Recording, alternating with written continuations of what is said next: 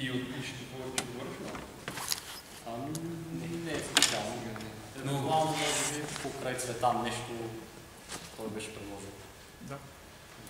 Радослав, между другото, помогна много в софтуерното осигуряване на Linux, защото Freescale нямаха съпорт за някакъв по-пресен кърнел. Значи те имаха един кърнел, който е 4 или 5 годишен и човека, който в Freescale беше работил по тази работа, беше напуснал и до там бяха останали нещата. И проблема е, че много нови периферии не могат да бъдат разпознавани, когато работи с стар кърнел, и Радослав тогава вкара съпорта в Open Embedded. Това е една система за генериране на Linux кърнел. Да, то не е само кърнел, и приложения, дистрибуции. И мисля, че ще е интересно на хората, защото той го направи от нулата. Де факто той няма... Не точно така. Аз ще кажа и една дума за това. Добре, нека направо започва и лекцията. Да. Тя по-скоро изглежда философска. Да, значи моята лекция хич не е техническа. Обаче аз имам притеснение, съдейки по въпросите, които чух на предишните лекции, че съм подценил публиката и може да се стори тъпа, така да се каже. Така че, ако се случи това, нали, кажете да не ви губя времето с глупости, защото аз поради някакви причини очаквам, че това ще хора, които не знаят кой е това свободен софтуер и нямат така голяма представа. Да, аз затова сега ще задам няколко въпроса, за да преценим. Ще ви помоля така с вдигане на ръка да кажете, кой знае какво е софтуер? Добре. Може и двете. Кой знае каква е разликата между изходен код и изпълним файл? Добре. Кой прави разлика между свободен софтуер и безплатен софтуер? Добре, няма да е много интересно, съжалявам много. Не, значи, какво е софтуер? Казваме на компютъра какво да прави. Някакви инструкции. И понеже програмистите са мързеливи, компютрите разбират много прости инструкции, са си написали софтуер, с който да правят софтуера по-лесно. Този софтуер се казва компилатор. Пише се програмния код на даден език за програмиране, стартираме компилатора и получаваме изпълним код, който е разбираем за процесора и за някои хора, но много малко.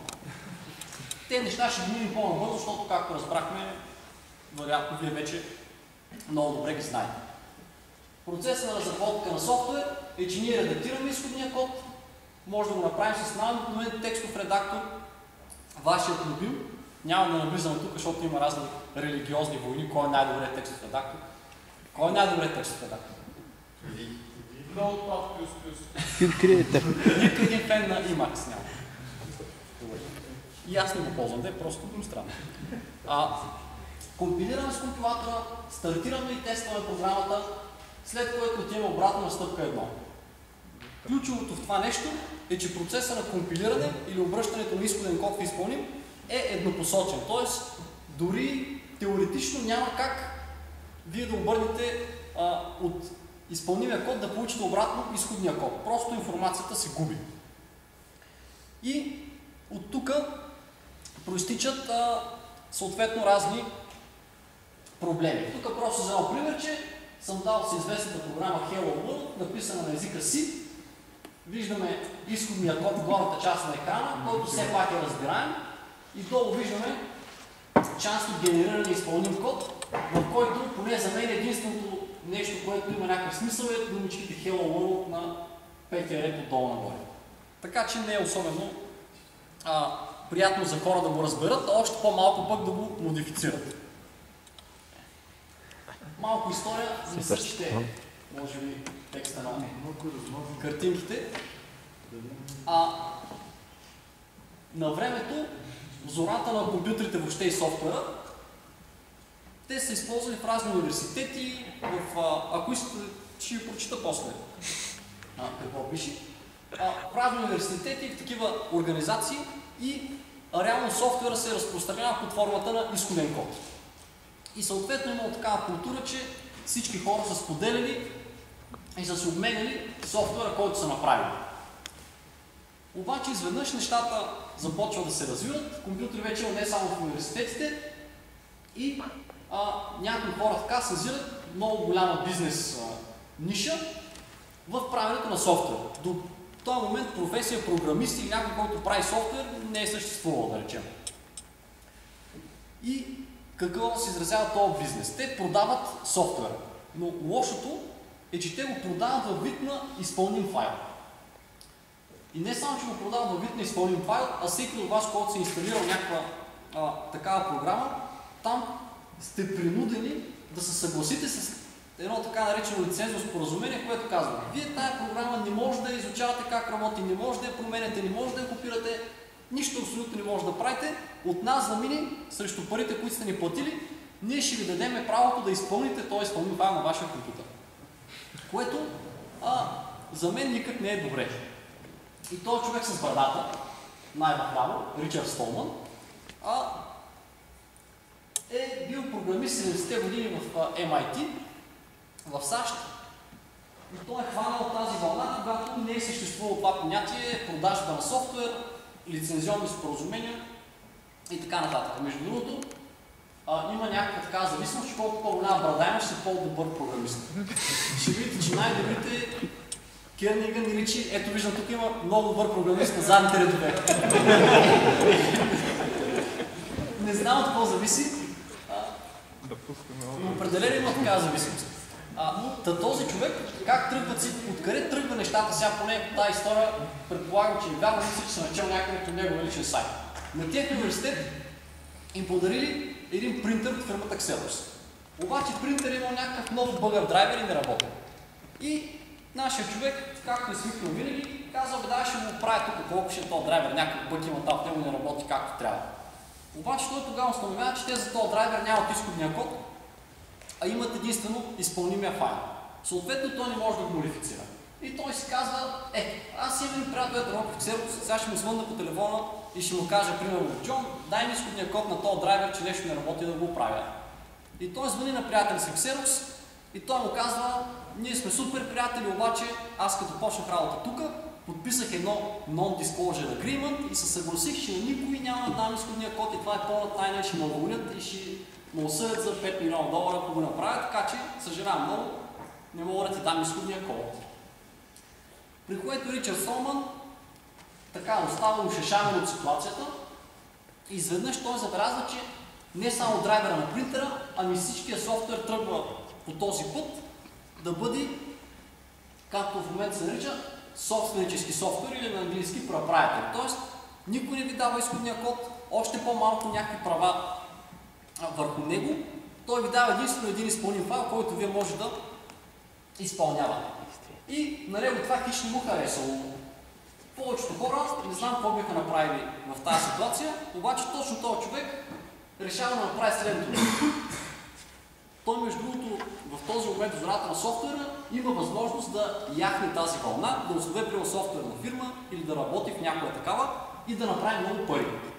Но той смята това за неетично и той си поставя за цел в живота да върне стария вариант на споделяне на изходния код и даване на пълни права на ползвателя на софтуера. И тук пише: в комикса аз основах FSF, това е фундацията за свободен софтуер, стартирах проекта GNU и написах инструментите за програмиране. Става въпрос с компилатор, текстов редактор и правната рамка, която позволява на цялото движение за свободен софтуер да се развива.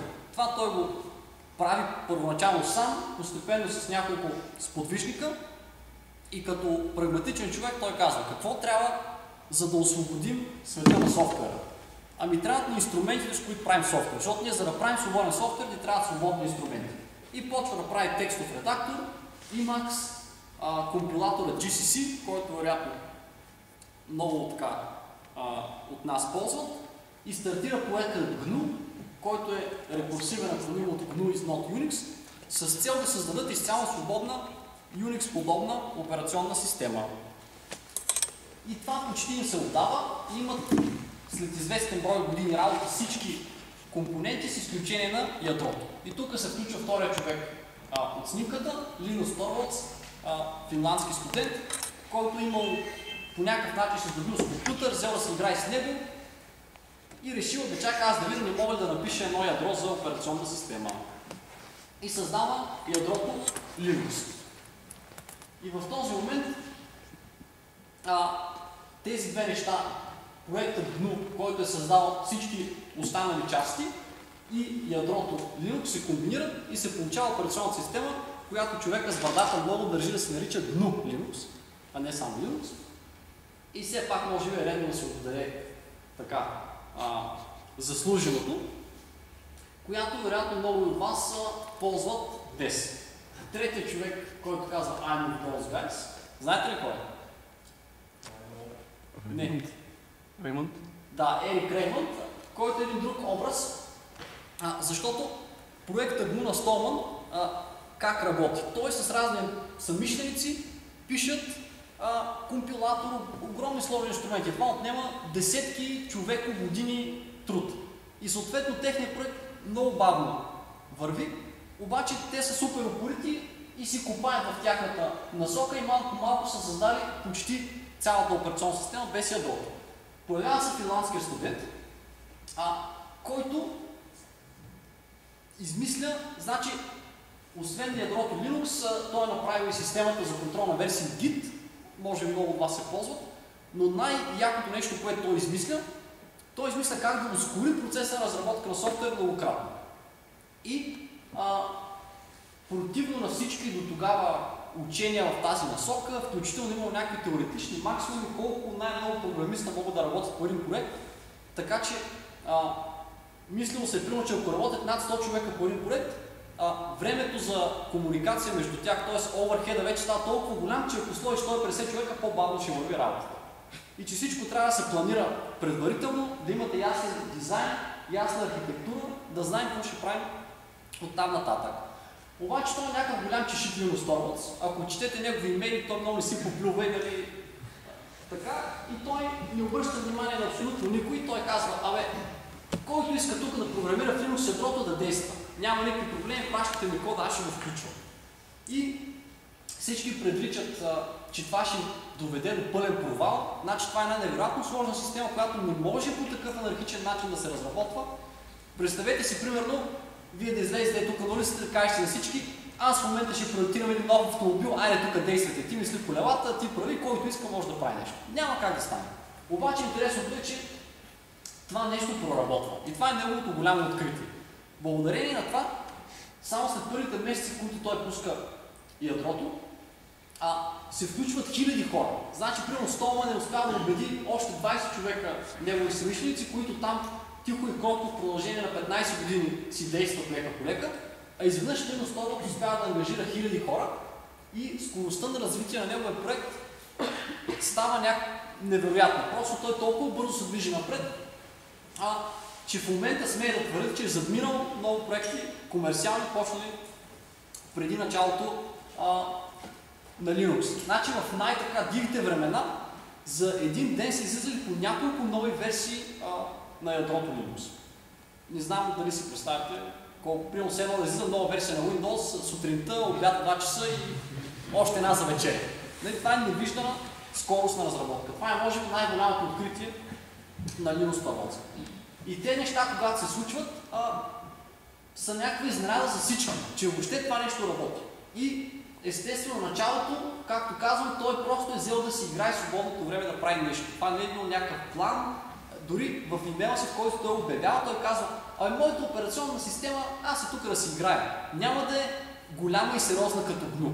Нали? Но виждате резултата, който се случил, че е бил съвсем различен. А той е Ерик Реймънд на трета снимка.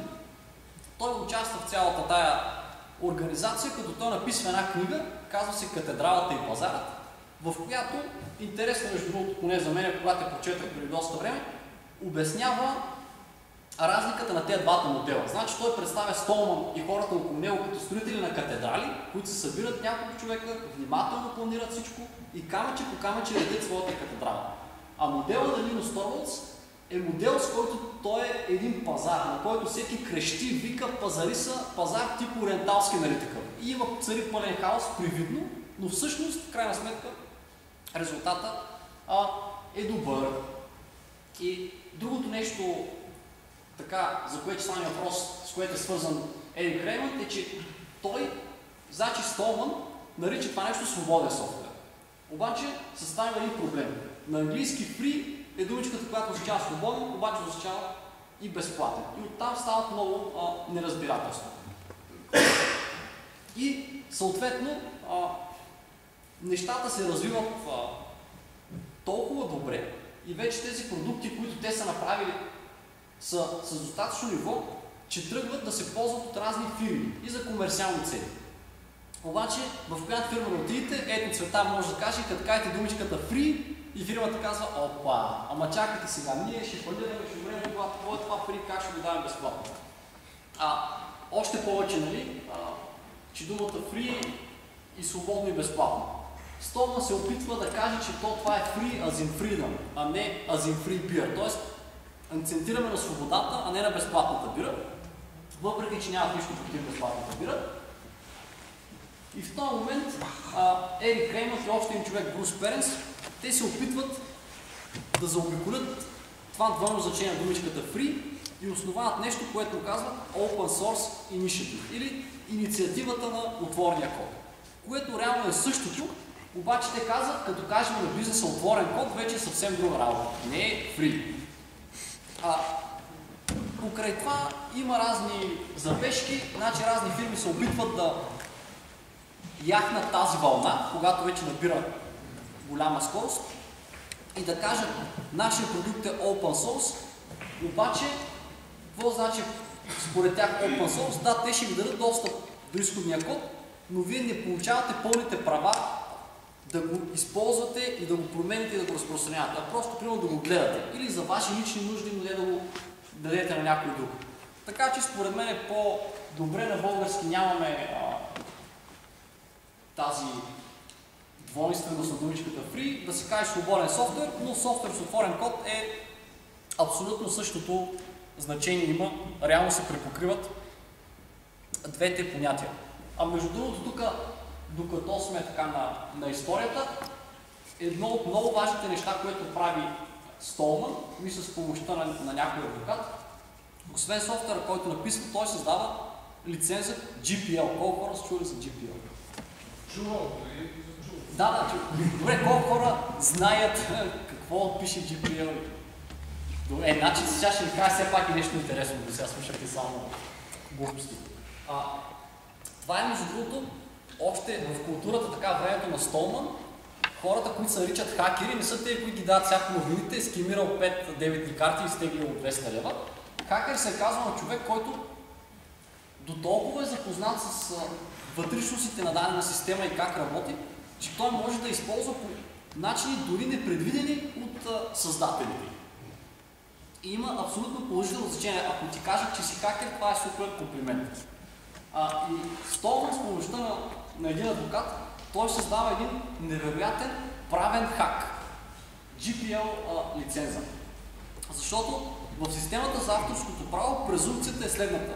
Създавайки продукт на авторско право, дали сте написали стихотворение, картинка сте нарисували, написали сте програма, вие по подразбиране получавате авторските права за този интелектуален продукт. След което вие можете срещу заплащане или без, както си изберете, да предоставите на някой друг пълни или пък частични права, примерно да гледа вашата картина или да слуша вашата музика или пък да я продаде на някой друг. Но презумпцията е, че целта на авторското право е изцяло да ограничи правата на другите, за сметка на това да се облагодетелства автора. Съставяйки GPL лиценза, те обръщат изцяло с главата надолу тази концепция. Те използват същият закон за авторско право, за да задължат производителите или създателите на продукта да дадат права на потребителя. Тоест това е за мен много гениално хрумване. Като те използват следното нещо. По подразбиране, аз напиша една програма, аз имам авторското право върху нея. И единственият начин вие да можете да я ползвате легално, без аз да ви осъдя и да ви арестуват там, не се дават по телевизията, е аз да ви предоставя лиценз, с който ви давам право да я ползвате. В този лиценз обаче аз мога да поставя някакви клаузи, които се изберат. И те съставят такъв лиценз, с който казват, че вие имате право да ползвате програмата, но единствено ако спазвате определени правила. В случай, че вие не спазвате тези определени правила, вашия лиценз се инвалидира и вече нямате право да ползвате тази програма. И тези правила са свързани с свободния софтуер, който официално е дефиниран така. Потребителят трябва да има свободата да изпълнява програмата за всякакви цели, да изучава как работи и да я изменя, за което е необходимо да има достъп практически до изходния код, свободата да разпространява копия, за да помага на ближния си, и свободата да подобрява програмата и да я споделя с всички и с цялата общност да се възползва от неговите подобрения. Като те, освен че е свободен да ги направи тези неща, според GPL лиценза, той е задължен да ги направи. Тоест, ако аз взема една програма и я ползвам на базата на лиценза GPL, направя промени в нея и взема да я разпространявам, независимо дали я продавам, дали я давам безплатно, аз съм задължен да дам същите права на хората, на които е разпространена получателите, които аз съм получил. Тоест всичките тези права аз съм задължен да ги предоставя и на хората, на които аз предоставям моята модифицирана версия. По този начин, веднъж когато програмата е свободна, няма начин някоя фирма да я вземе, примерно да измени името и да вземе да я продава. Или да направи нещо такова. И много важно нещо е, че свободен не значи безплатен. В повечето случаи свободният софтуер е и безплатен. Вие може да отидете и си го свалите от интернет. Но акцента и основното е върху свободата и дори самия Ричард Столман и фондацията Свободен софтуер казва, че тя няма нищо против да го продавате колкото скъпо, колкото можете пари да го вземете, стига вие да предоставяте тези права на потребителите. Тоест, свободата тук се има предвид от гледната точка на ползвателя на софтуера. Той трябва да бъде свободен. Какво има за мен? Тоест, защо въобще вас би ви развълнувало цялата тази работа с свободния софтуер? Много хора, особено преди години, когато въобще в България така не се прилагаха силово законите на авторското право, аз съм се опитал да ги убедя, ползвайте един свободен софтуер и те ми казват, аз да не мислиш, че плащам за Windows. Тук съм си взел за 5 лева дискът, съм се го свалил от някой торент или... Въобще не ме интересува. Но за мен, дори ти, че не си платил за несвободния софтуер, си в по-лоша позиция. В днешно време софтуер и малки компютърчета има не само в компютрите, а реално нашия целият живот в момента зависи от софтуер. В колата ви има 20 компютъра, микроволновата печка има сигурно поне един, пералнята не знам колко. И в днешно време също най-важно казват информационно общество. Информацията в повечето случаи е върху компютри, които се управляват от софтуер. И излиза, че който контролира и има достъп до софтуера, той има голяма власт. И аз мисля, че поради това софтуера трябва да е свободен, за да може тази власт един вид да е в ръцете на всеки. Всеки да има поне възможността, дали ще се възползва от това, не е много ясно и не е задължително, но той има възможността да види този софтуер как работи, ако нещо не му харесва да го промени. Съответно, ако съседът има нужда от този софтуер, да му даде едно копие на него и така нататък. Друго много важно предимство е, че може да погледнете под капака. Т.е. вие имате изходния код до софтуера. Специално за образованието, аз мисля, че няма по-добър начин ти да се научиш как работи една операционна система или как се прави софтуер, от това да видиш вече направен такъв при това, който може да бъде много качествен. Това са някои от ефектите, че, както каза Цветан, когато много хора започнат да гледат под капака, изведнъж всички проблемчета, дори най-малките, някой ги вижда.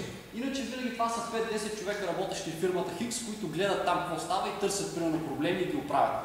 Тук Абсолютно всеки може да бъде този човек, който гледа и търси някакви проблеми. Можете да си го поправите сами. Или дори вие да нямате тези знания, може да платите на някой да го поправи вместо вас, ако има проблем в софтуера. Когато си купите собственически софтуер, една програма, вие сте изцяло зависим от волята и въобще прищявките на фирмата, която си го купили. Да речем, че вие си купувате една програма и вие откриете проблем. Единственото, което може да направите е да се примолите на фирмата производител, евентуално да го оправи. Като в повечето случаи, ако вие не сте някоя мега корпорация, най-вероятно няма да обърнат никакво внимание, лично на вас. А за вас конкретно този проблем може да бъде много голям, който ви спира цялата работа.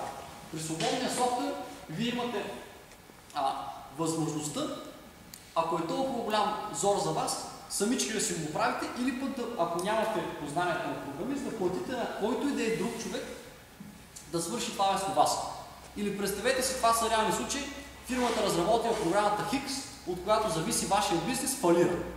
Вие какво правите след това с тая програма? Аз реален случай знам в България за голяма фирма, която имаше счетоводна програма, написана от фирмата Хикс, която фирмата Хикс изчезва.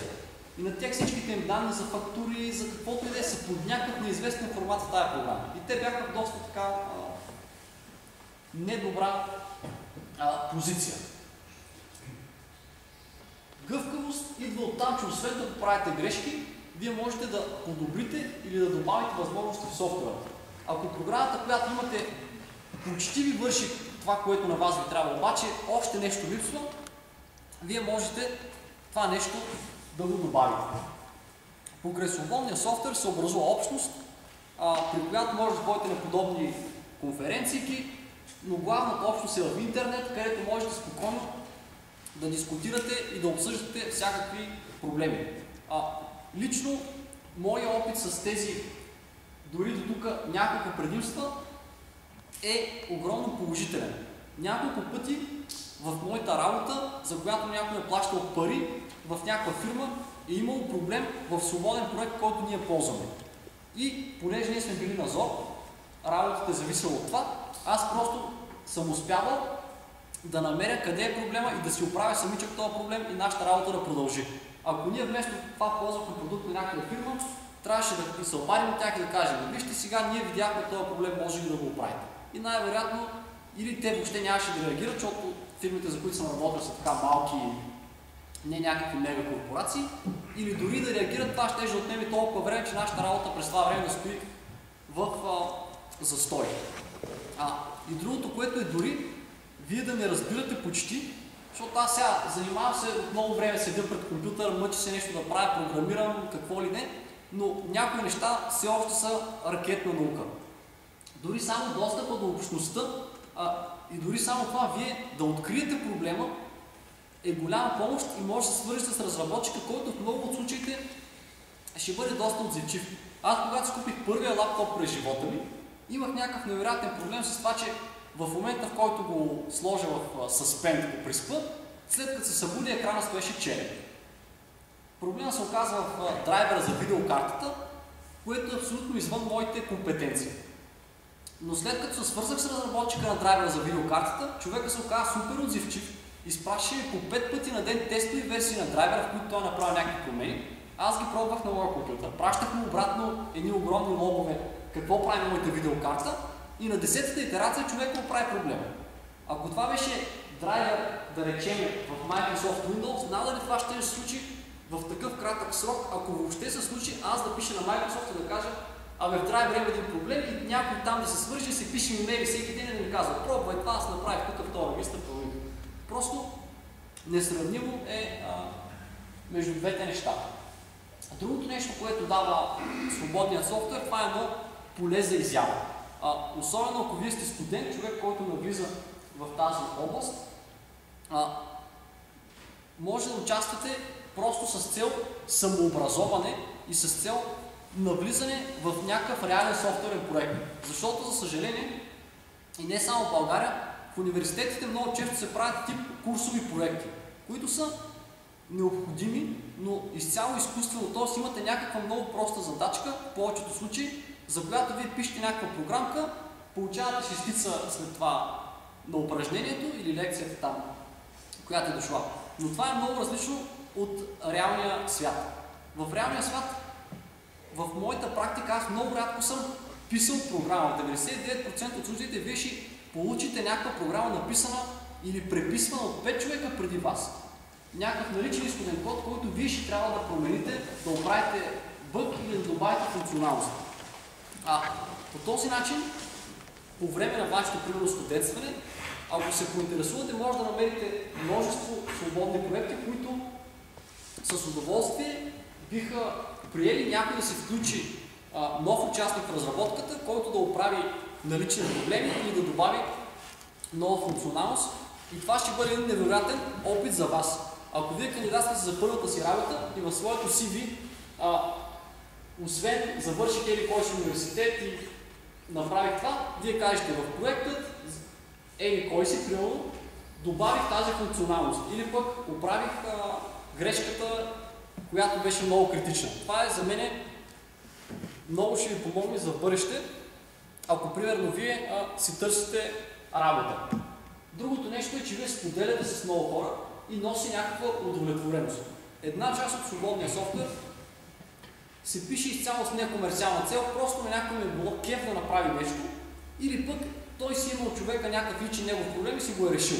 И решава, аз това нещо, що не взема да го дам и на другите хора, нищо няма да ми струва.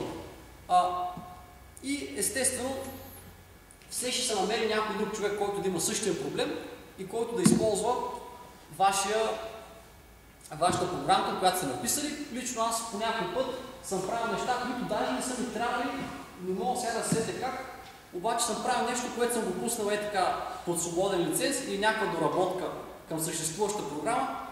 И примерно аз съм забравил за това нещо и след 1-2 години почвам да получавам разни имейли от някакви хора от различни места по света и те ми казват: мерси много, ние ползваме твоя пач за AVR Dude, примерно. Работи супер, сложихме го в нашия продукт, който прави или какво си. Няма кой знае каква голяма сметка, обаче за мен това време не е било загубено. И другата голяма предимство на свободния софтуер е, че той представлява една огромна основа, върху която вие може да стъпите. В повечето случаи клиент или фирма, тях не ги интересува въобще софтуер, има ли компютър, има ли свободен или не е ли свободен. Те имат даден конкретен проблем. Искат някой да го реши. Ако вие сте човека, който предоставя решенията на тези проблеми и стъпите на базата на свободния софтуер, вие вече сте много обиколки пред човек, който почва от нулата да създаде конкурентно решение, на което той сам си напише всичко. Т.е. да преоткри колелото, да ни каже, че е невъзможно. Поради това и една от причините, просто моето така лично мнение е, че няма кой да бие по ефективност този модел на разработка на софтуер. Не говорим за пари, говорим за загубено време на хора програмисти. При положение, че всички хора се споделят това, което са направили, не са губи време двама човека да направят едно и също нещо.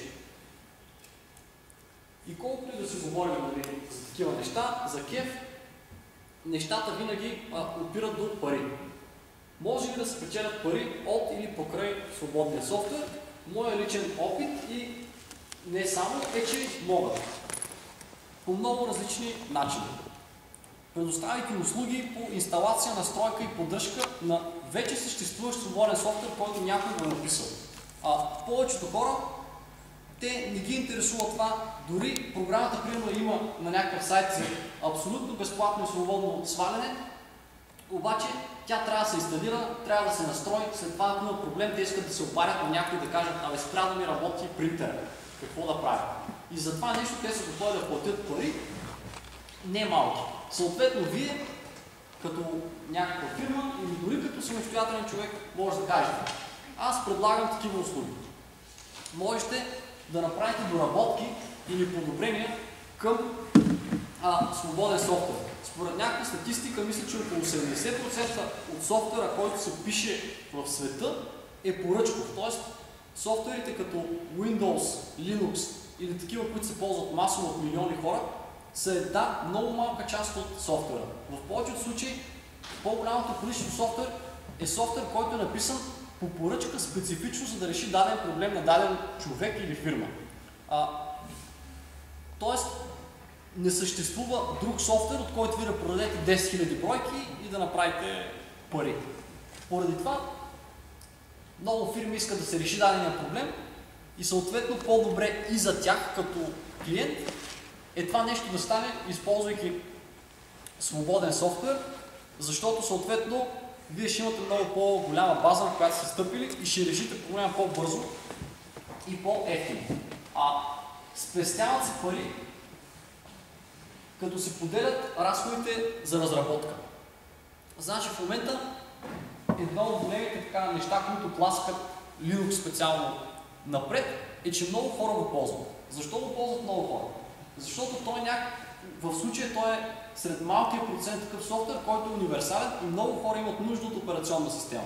Без операционна система, просто средно статистическия компютър не е никак полезен. И особеността, значи специално в областта днескашната тематика за физикал компютър и малки компютърчета, там основните играчи са фирми, които произвеждат хардуер, т.е. те правят чиповете, процесорите в тези компютъри. Да, обаче тези чипове без софтуер абсолютно никаква работа няма да свършат. Представете си при варианта всяка една от тези фирми, Texas Instruments, Freescale и който да е друг, да беше решил да си направи собствена операционна система от нулата. Това е практически невъзможно, на тях щяха да трябва да наемат по 10 000 програмиста и да изчакат 10 години и евентуално те може би щяха да направят някаква работеща система. Затова какво правят тези фирми в момента? Тяхната цел е да си продават продукта. За да си продават продукта, на тях не трябва софтуер. И всички те просто поддържат Linux. Те плащат на хора, които пишат софтуер, който влиза в Linux ядрото за поддръжката на техните чипове. Съответно, ситуацията е такава, че дори фирми, които са огромни конкуренти, един с друг, те работят заедно и си партнират в поддръжката на Linux, защото те имат интерес от това. Тоест, в случая, всеки един от тях плаща по малък процент от частта за цена за разработка, но той ползва всичките облаги. И също така, според някаква друга статистика, в момента специално за Linux ядрото, повече от 70% или 75%, ако не се лъжа от кода, се пише от хора, на които това има работата, те работят и някой плаща заплата да пишат код за Linux ядрото. Значи, времето на ентусиастите, когато те са били преобладаващата или дори цялата част, е отминало. И другия начин, по който може да изкарате пари, е предлагайки цялостни решения и интеграция. В повечето случаи софтуера е разпокъсан на много малки парченца и за да заработи една система, вие трябва да ги нагодите всички тези парченца едно с друго да си говорят както трябва. Между другото, това е специално за интеграцията, е една ниша. Много често затворения софтуер е много трудно да се интегрира, особено един затворен софтуер с друг. И често пъти, ако сложите един свободен софтуер по средата, който да бъде нещо като посредник или преводач между две системи с затворен код, се оказва много ефективно и печеливше решение. И практиката показва, че в момента има фирми, които това имат бизнеса, изцяло свързан с свободен софтуер, и тези фирми не само, че не са фалирали, а те имат значителни печалби. Просто модела е друг. Въобще, защо е било възможно да се появи свободния софтуер? Защото софтуера сам по себе си представлява единствено информация. И с развитието на технологиите на интернет, копирането на произволно голям обем информация, безбройно много пъти, не е никакъв проблем. Така че, написвайки веднъж един софтуер, той може да бъде мултиплициран и използван безкрайно голям брой пъти. И ако ние получим, че разработката на дадена програма, примерно, струва $10 000, но тази програма се използва от 100 милиона човека, цената на всеки един ползвател е пренебрежимо малка. Това е един от ефектите, който допринася за развитието на свободния софтуер. И понеже този модел се оказва толкова успешен, хората се започват да го прилагат в съвсем други области. В повечето случаи това са неща, които са отново във вид на информация или които ние казваме култура и изкуство. Тоест, появяват се свободни книги, музика, филми. Естествено, тук седи въпросът, тук не е толкова ясен модел, как да бъде възмезден автора на тази книга, музика или филм. И често да кажа, аз нямам някакво решение, има най-различни хора, които предлагат разни варианти. Все още това няма ясно решение, което да казва проблема е решен, но според мен това е модела, който е най-естествен, защото друго всичкото е изкуствени ограничения. Една книга представлява информация. Тази информация може да бъде мултиплицирана безброй много пъти, без никакви разходи и усилия. Така че модела на свободно разпространение е естественият. Някои хора казват, информацията иска да бъде свободна. Остава да намерим модела как да бъдат възмездени авторите на тези произведения. Не се знае, но според мен постепенно ще се достигне до някакво решение. Друга група покрай софтуера започва да прави свободен хардвер. Какво значи свободен хардвер? Естествено, хардвера вече представлява физически някаква платка, някакво устройство. Не може Цветан да тръгне да раздава платки на всеки, който поиска. Свободата на хардвера се изразява в това, че вие имате пълната информация и схеми на това устройство. Как той е било конструирано и как той работи. Какво ви носи това? Като между другото под хардвер може да се разбира от електроника до машина, месомелачка, всяко нещо, което може да дадете с чук е хардвер. За мен едно от нещата, което свободният хардвер носи, е възможността вие да си го поправите. Поне лично смятам, че това е нещо много важно. Защото в момента повечето неща, които вие си закупите, са абсолютно непригодни за какъвто и да е ремонт. Единственият начин е вие да изгубите неимоверно много време, да направите ревърс инженеринг как работи въпросната машина и евентуално тогава да се опитате да я поправите. Не говорим въобще да правите някакви подобрения или разширения. Свободният хардвер предоставя тази възможност на всички хора. Същевременно, за мен лично е много необяснимо, защото производителя на хардвер целта му да продава хардвер. Дали той ще бъде отворен или поне неговата спецификация да бъде отворена, не би трябвало да ощети по никакъв начин производителя. Но въпреки всичко, в момента е голяма рядкост да видим някой, който продава и произвежда свободен хардвер. Хубавото е, че с времето се появяват все повече такива фирми и инициативи. Съответно, появяват се свободни неща. Една от революциите преди няколко години започнаха хората да правят 3D принтери. Или неща, които топят пластмаса и могат да произведат произволен обект. Особено в началото, и аз като ги видях, бяха някакви много грубовати и въобще си казваше, че това няма никакъв шанс. Но хората с време инвестираха много усилия и проби и експерименти и в момента нещата са за мен впечатляващо напреднали и има такива принтери, от които може да се отпечатате всякакъв детайл от пластмаса. И съответно, чертежите на такива детайли, хората имат възможността и много от тях си ги споделят свободно.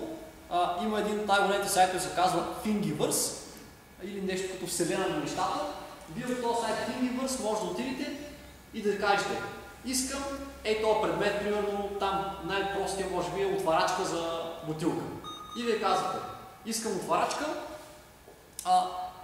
натискате бутончето Print и получавате тази отварачка на вашата маса от вашия 3D принтер.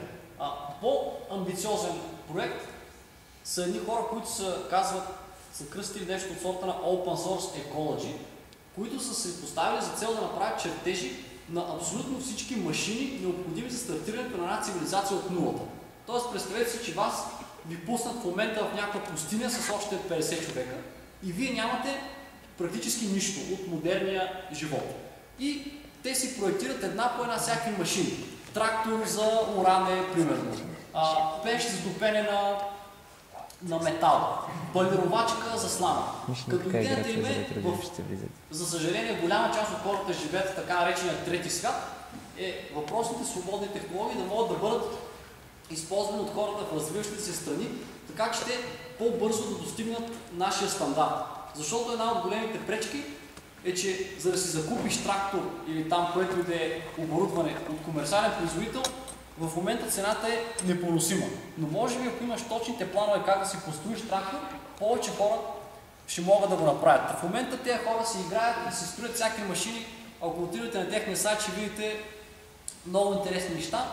Действително, доста от тях изглеждат така грубовати и непрактични, но по същия начин изглеждаше и Linux преди 10 години, по същия начин изглеждаха и 3D принтерите преди 3. Така че смятам, че нещата ще се подобрят. И последното нещо, свободното образование, много модерно. Напоследък всички големи университети, като примерно MIT, Станфорд и кой ли още не, включително и частни инициативи, като например чули сте за Udacity. Udacity са бивши служители на Google, които имат много пари и сега търсят някакъв начин да се отблагодарят на обществото и може би покрай това да изкарат още пари. Нали? Не са така съвсем, да се каже, некомерциални намерения, но в това няма нищо лошо. Значи, тези хора, съответно с най-големите университети, те си публикуват пълните лекции и материали онлайн, абсолютно достъпно за всички. Ако вие в момента искате да карате лекции по програмиране в MIT, трябва да си отидете у вас, да си отворите OpenCourseWare сайта и да се запишете в този курс. Ако искате да учите електроника от най-добрите преподаватели в света, също трябва само да седите пред вашия компютър. Тоест в момента достъпа до образование за човек, който разполага с компютър и интернет връзка, е напълно безплатен и свободен. Което само преди няколко години, не че повече от тази информация не е имало, но тя в момента е доста професионално структурирана и все едно вие си ходите на курс в минно-геоложки, в технически или в който е университет. Имате задачки, имате упражнения, има хора, с които може да се консултирате и всичко това е достъпно за абсолютно всеки желаещ. Така че според мен няма оправдание, ако някой иска да научи нещо специално в сферата на компютърните технологии и електроника в момента, може да го направи, стига да иска и да посвети необходимото време. И така по естествен път ми свърши батерията на лаптопа. И единственият следващ слайд беше, имате ли някакви въпроси, свързани с това? Аз имам. Да?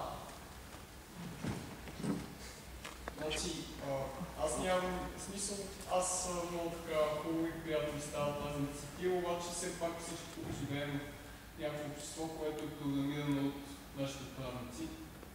И не смятам си, че просто в смисъл това е много хубаво направление, което че всичко да се свободно, аз дори също го подкрепям от всякъде, обаче все пак това нарушава конюнктурата и представите на доста голяма част от обществото. Ами, значи сигурност нарушава, това са така наречените disruptive технологии, защото това са технологии, които причиняват разместване в съществуващия модел в момента. Но това не мисля, че смисли смяташ, че това е някаква утопия и никога това, което говоря е... Това не е от сега. Това е било преди 200 години. Значи, тръгнете из Родопите и ще видите на всеки ъгъл чешмичка и някой човек е направил. Аз направих тази чешма в полза на обществото. Някой дал ли му е пари за това нещо? Всеки човек, всеки си има мотивите. Значи open source това е същото. Ти даваш нещо, ти даваш нещо. Аз нямам нещо против, аз напротив, аз имам винаги, каквито и умения, познания да съм имал, винаги си ги давам на когото било. Те си точно да искам каквото е било в него и кога не съм такова нещо. Това е... Те шмичкат много се правят с чисто корисни цели хора. Да се прави, за да получи някакво материал. Значи, виж, няма нищо лошо в материалните блага. Значи, причината, че аз така държа 57 кг, не е, че се занимавам с свободен софтуер, но да се купя ядене. Просто, генетично съм така. Значи, повярвайте ми, аз в момента това работя и си вадя пари, използвайки този софтуер, предостатъчно най-малко, за да се нахраня и да съм зимата на топло нали, че е малко отгоре. Не са несъвместими. Значи, мисля, че това е началото на едно много обучение, цялото, не само софтуер, дори всяко едно нещо да стане по-ново. До голяма степен същината на нашия живот се изявява в това да заработваме някаква информация. И реално сега това е едно ниво много по-начало, примерно дори софтуер става да обаче. Все пак това дори до някакъв си не противоречи на инстинктивността на другата. Все пак това е нещо доста как било, все пак, как, не знам, идеята, може и не ме разбира, това е много по-начало, обаче това не противоречи малко на интуицията на човек. Не. Чак след като си изгради определени абстрактни представи обаче. А за при open source ти не само даваш, но ти и ползваш готовия продукт. Да, значи ето, примерно, конкретния пример да използваме Цветан с неговата фирма. Те правят продукт, платка, компютър с силу. С тяхната фирма няма в момента специалисти, които да разработват софтуер за... Вече има. Вече, добре, в момента в който... Когато стартирахме, никой във фирмата не разбираше нищо от Linux. И ние казахме, ние можем да направим това, което може да направим ние, хардуер. Може ли някой да помогне с софтуер? И веднага 20 човека казаха, да, ние можем да го направим, защото може да ползваме вашия хардуер в наши изделия.